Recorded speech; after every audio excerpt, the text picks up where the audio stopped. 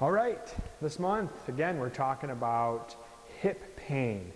And one of the most frustrating things that I hear on a daily basis is that I'm getting my hip replaced because my doctor says I have bone on bone.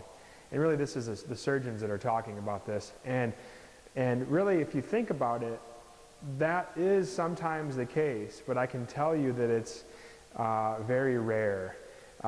When you have true bone on bone, there's no or very limited motion in the hip itself. And it is very painful, and you can actually hear the grinding in the hip. And if you just have hip pain and you don't have any grinding or severe lack of motion, then there's a good chance that you can conservatively improve the motion in the hip and avoid a hip replacement.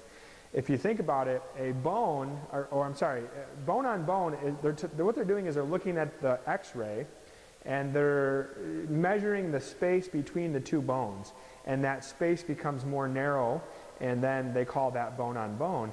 And the reality is there's a lot of things that can cause the joint space to narrow. If I have somebody laying on a table and I take my hands and I pull that ball out of the socket, that increases the joint space. And you can actually feel that happen when you pull somebody's socket, the head of the femur out of the socket. It makes a little clunk and you can feel that separate. So that would make the joint space bigger. When I go to have somebody stand up, gravity and the ground reaction forces makes the joint space smaller. If somebody has tightness in their muscles or in their capsule or ligaments around the hip, that also makes the joint space smaller. So you can absolutely increase joint space by increasing the flexibility of the soft tissue around the joint. And so that's really, all right, so here we go. Now I'm going to show you 3 strategies that you can get your hip joint and the soft tissue around it to be more mobile so that you can have more joint space. And then if you have more joint space, there's a really good chance that you can eliminate the hip pain, increase your ability, and avoid a hip replacement. And this is for anybody out there that either you're going to have a hip replacement or you've been told that you need one in the next year or 2. I know a lot of times the language is like you're not going to be able to walk in 2 years, or if you had one done, a lot of times the surgeons will say, well, we'll do the next one in a couple years. You know what, like surgery, the reality is surgery has risk factors. People die from hip replacements. It's not really the hip replacement, but it's the most common causes are blood clots and pneumonia. And I can tell you it happens more than you think it does. So obviously our job is to teach you conservative treatments that you can do that have low risks. These movements I'm going to show you have very, very, very low risk. And so I want you to try these, and I'm going to show you 3. So here we are, we're on a tile floor. I'm going to grab a mat because I don't want to hurt my knee. And I would encourage you at home, if you have sore knees, this one might not be the best for you, but you can still try it. I would encourage you to take a really thick pillow, put it on the ground. And so here we go. I'm going to put my knee, one of the most common areas of the hip to get limited in motion is the front of the hip.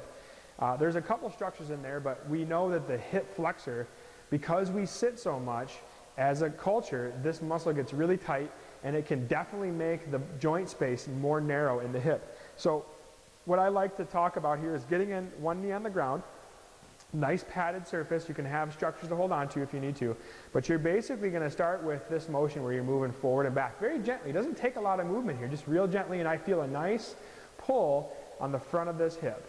And so I start out with that as my first motion, okay? And we know that this is going to be good for about 30 seconds. But I also know that the front of my hip not just moves front to back, but the joint also moves side to side. So I want you to just gently start to take your hip, move side to side. And we're going to do that one for 30 seconds as well, okay?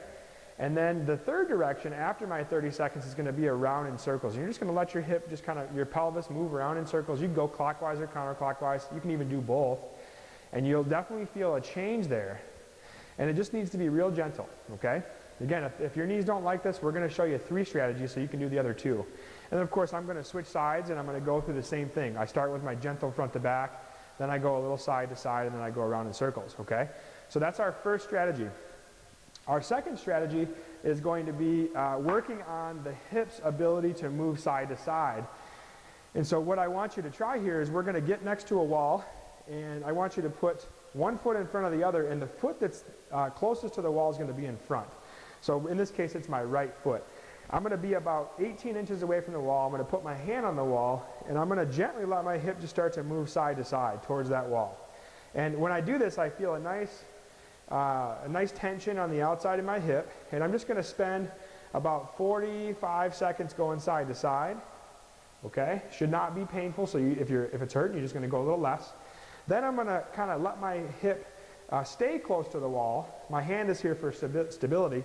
And then once I'm there, I'm going to let my knee bend a little bit. So I'm just going to move a little forward and back while my hip is shifted over to the side. So I'm just kind of moving front to back while my hip is shifted over to the side. Okay? And then the third motion I'm going to put both hands on the wall. Okay? And I'm just going to turn my hip a little bit. And if that's kind of weird for you, an easier way might be to take that back hand and just do a little turn like this. Okay? So you're getting a little turn while my hip is staying shifted towards the wall. Okay? So that gets the lateral structures of the hip. So we worked on the front of the hip, we worked on the lateral structures, and now of course we'll do both sides. So we would be in this position, I would go here, again, starting like this, and then go forward and back, and then do a little bit of this, okay? So that gets kind of the IT band, the lateral structures, the glute medius, a lot of things there, but it helps the hip move side to side.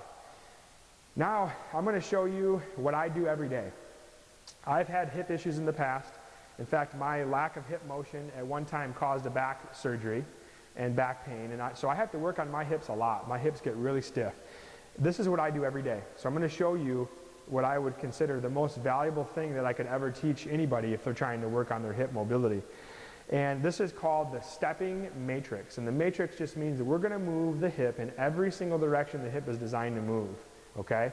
A lot of times when you see on an x-ray, the hip wears down and you can actually see a groove. And if I'm the socket and this is the ball and this is my leg hanging down, when we move throughout our day, most of the movement is like this, front to back. Okay? Walking, lunging, squatting, bike riding. But the hip's also designed to move like this so the ball moves. That's side to side motion. And then also the hip's designed to rotate, so if you were to turn. And that's a lot of times where people start to lose hip mobility in joint space is because they're not moving the hip in 3 planes of motion. So I'm going to show you a way to do that in under 2 minutes, okay? So we're going to say, I'm going to tell you to pick a repetition. So we're going to do 10 each leg, and there's going to be 6 directions, okay? The first one is front to back. You're just going to do a little step. Now, depending on how you feel, you can go farther if you feel like this is easy. You can go deeper if you feel like it's easy, or if it feels difficult, you can just go real shallow and short. Okay, so the first direction is forward. Okay? The next direction is the opposite, which is backwards. Okay, we're going to move the hip backwards. Just like that. And I said 10 each leg, so that's 20 total. I'm not going to do that because I want the video to be shorter. The third motion is going to be side to side. Okay, so you're stepping side to side. And when I do this, I feel a little groin pull, a little tightness in the inner thigh. That's what I want. Loosening up those tissues, okay? The fourth motion is going to be the side to side, but opposite. I'm going to step across, okay? Step across, good. That's again that outside hip. Now, there's 2 more. I'm going to turn, just like that. So this foot stays straight, this one turns. Go there, we'll do that one again. We'll go all same side here. We'll go 10 this way, if you're at home, okay? Then we're going to go 10 this way, okay? So I'm turning. This is the one that people have the most difficulty with, okay? So I'm turning. Now, I turn across. That's my final one. I'm going to rotate across. This one stays fixed, okay? Then I'm going to go this way. Okay, now if I did this every single day, from the time I was born, I would never give my hip the chance to get tight.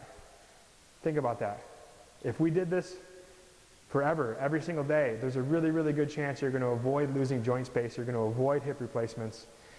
You can even reverse that hip joint space narrowing by doing these things. So I want you to go ahead and try these. I hope this helps you guys out there. If you're having hip pain, I wanted to remind you we have a few spots left. We have only 10 spots total, but only a few left for this month's free hip pain screen. So if you have any type of hip pain, we've got 10 spots this month where you can come in and get a free movement assessment, and we can help you with increasing mobility, increasing function, hopefully avoiding hip replacements. And I really appreciate you guys. You mean a lot to me. I hope that you don't mind these video emails. I just want to provide valuable content and keep you guys moving pain-free. So thanks for listening. Have a good one.